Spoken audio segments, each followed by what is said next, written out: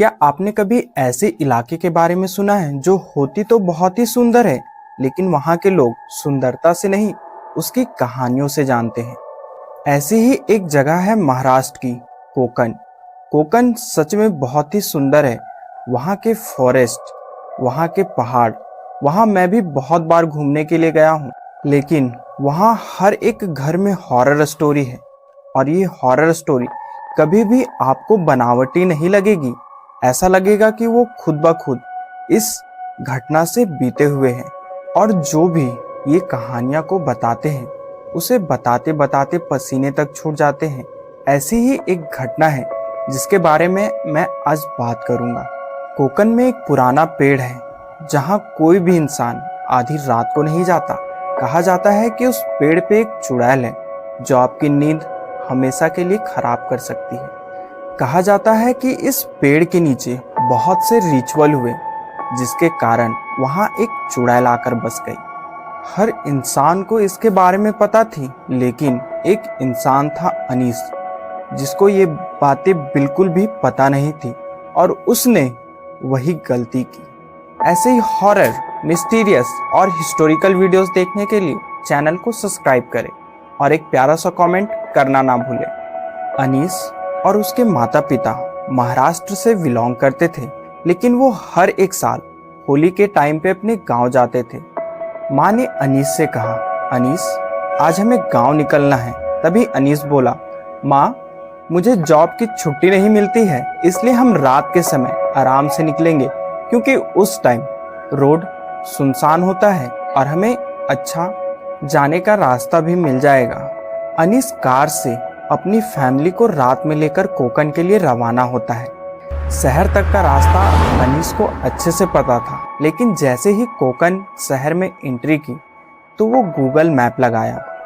Google map लगाते ही जो road सीधा जा रहा था, उसने देखा कि रोड के बीच में कुछ घटना हो चुकी है और रोड पूरी तरीके से ब्लॉक हो गया है।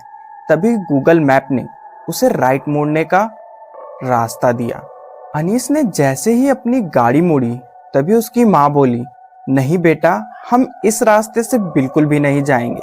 तभी अनीस ने बोला, क्या हुआ माँ? बेटा, हमें इस रास्ते से बिल्कुल भी नहीं जाना चाहिए, क्योंकि तू भले ही शहर में पला बड़ा हो, हम बचपन से यही हैं। यहाँ के लोगों का कहना है कि ये रास्ता बहुत ही खतरनाक है और जंगलों से बीच में होकर जाता है। हमें इस रास्ते से बिल्कुल भी नहीं जाना चाहिए। हमें या तो गाड़ी पीछे ले लेना चाहिए या फिर दूसरा रास्ता चुनना चाहिए। उसकी माँ ने बताया कि इस रास्ते से जो भी इंसान गया वो पहले जैसा बिल्कुल भी नहीं रहा। उसकी माँ ने बताया कि इस मोड़ पे एक ऐसा पेड़ है जो बिल्कुल भी आम पेड़ की तरह दिखाई नहीं देता है, और उस पेड़ में बुरी शक्तियाँ हैं। कहते हैं कि कई साल पहले उस पेड़ के नीचे रिचुअल की गई थी, तब से वहाँ एक चुड़ैल आकर बस गई है और लोगों को बहुत ही परेशान करने लगी। कहते हैं कि बहुत से पंडित आए, मंत्रों का जाप किए, लेकिन उस चुड़ैल का किसी ने कुछ भी नहीं बिगाड़ पाया। लेकिन एक बार एक ऐसा पंडित आया जिसने कई दिनों तक मंत्रों का जाप करके उस चुड़ैल को उसी पेड़ में बांध दिया। लेकिन 1-2 साल पहले कहा जाता है कि वो चुड़ैल आजाद हो गई और वो पंडित मर गया। पंडित का कहना था कि जब तक मैं जीवित हूँ तब तक ये चुड़ैल उस पेड़ में कैद है, और मैं जब इस दुनिया से चला जाऊंगा या मर जाऊंगा तो आपको ये क्रिया फिर से करनी पड़ेगी। और लोगों का कहना है कि दोबारा से उस चुड़ैल को देखा गया है। यहाँ के लोग जो भी आधी रात को इस रास्ते से गए वो पहले जैसा बिल्कुल भी नहीं रहे। ये सारी बातें जब अनीस की माँ अनीस को बता रही थी, तभी अनीस ने बोला, हाँ माँ, आप बस कहानियां सुना रहे हो और मुझे डरा रहे हो, ऐसा बिल्कुल भी कुछ नहीं है। आप पापा को देखो, पापा मस्त पीछे बैठकर रेस्ट कर रहे हैं, आप भी आराम करो, मैं गाड़ी एकदम आराम से चलाऊंगा। तभी उसने गाड़ी को राइट लिया और मोबाइल पर गूगल मैप नोटिफिकेशन देखने लगा। उसका आदत था कि वो मार्केट भी स्टडी करता था, क्योंकि वो ट्रेडिंग में इंटरेस्टेड था। लेकिन अनीस को बार बार ऐसा लग रहा था कि गूगल मैप मुझे एक ही जगह पर लेकर आ रहा था। अनीस बहुत ज्यादा ही परेशान हो गया था। उसे ऐसा लगने लगा था कि अब यहाँ से हमें निकलने के लिए किसी ना किसी की मदद लेने ही पड़ेगी। आसपास एकदम अंधेरा था और घने जंगल थे। ये सब अनीस सोच ही रहा था, तभी अचानक से उसकी गाड़ी एक गड्ढे में गिर गई और उस गड्ढे में जाकर ऐसा झटका लगा कि उसके माँ बाप तुरंत उठ गए। उन्होंने तुरंत उठकर बाहर जाकर गाड़ी को धक्का लगाया। किसी तरीके से उन्होंने गाड़ी को उस गड्ढे से बाहर निकाला, लेकिन जैसे ही गाड़ी बाहर आई वो स्टार्ट नहीं हो रही थी। अनीस, हमें किसी की मदद चाहिए, गाड़ी स्टार्ट नहीं हो रही है, आप यहाँ आसपास देखो, कोई घर मिलेगा। तभी अनीस को दूर एक घर पे रोशनी दिखाई देती है। वो अपने माँ बाप से कहता है कि आप जाओ और वहाँ पर मदद मांग कर आओ, आप वहाँ से मदद लेकर आओ, तब तक मैं गाड़ी का बोनट चेक करता हूँ। तभी अचानक से गाड़ी के बगल में बहुत सारी अच्छी नारियल दिखी जो एक जगह से लुढ़क कर दूसरी जगह जा रही थी, एक पेड़ के नीचे। पेड़ को देखा तो उसे माँ की बात याद आने लगी। उसने देखा कि माँ ने मुझसे जो कहा था वो शायद से यही पेड़ है, इसी पेड़ के नीचे रिचुअल की गई थी। लेकिन ये सब बात तो अंधविश्वास है, मैं तो ये सब मानता नहीं हूँ, लेकिन पेड़ के पास जाकर देखता हूँ। तो वो पेड़ के पास चला गया तो उसने देखा कि नारियल, नींबू और कुछ फूल गिरे हुए हैं। और जैसे ही वो पेड़ को ऊपर देखा तभी उसके माथे पे एक सिंदूर गिरी। तभी उसके माँ बाप वहां पर आ जाते हैं। उसकी माँ बोलती है, ये सब क्या है अनीस, मैंने तुमसे मना किया था ना कि यहाँ पे नहीं आने, मुझे पता है ये वही पेड़ है, ये वही पेड़ है ना। तभी अनीस उसे चुप कराता है, बोलता है कि तुम क्या बोल रही हो माँ, तुम बस डर गई हो, ऐसा कुछ भी नहीं होता, ये वो पेड़ नहीं है। अनीस ने अपनी माँ से पूछा कि उन्होंने क्या कहा, तो उसकी माँ ने बोला कि हाँ, आप यहाँ रात भर रुक सकते हैं और सुबह अपनी गाड़ी लेकर आराम से जा सकते हैं।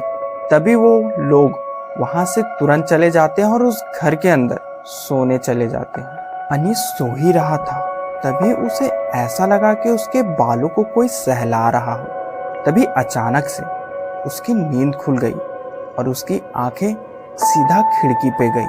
खिड़की पे एक औरत खुले बाल, जिसके हवा से पूरे बाल लहरा रही थी, वो दिखी। लेकिन पलक झपकाते ही अचानक से वो गायब हो गई। अनीस तुरंत जाकर खिड़की पे खड़ा हो गया। खिड़की से उसे साफ साफ अपनी गाड़ी और पेड़ दिखाई दे रहा था। अनीस जैसे ही पीछे मुड़ा तो उसने देखा कि उसके बिस्तर पर उसकी माँ बैठकर कुछ अजीब बड़बड़ा रही है। तभी अनीस उसे जाकर उठाता है और पूछता है कि आप यहाँ पे क्या कर रहे हो।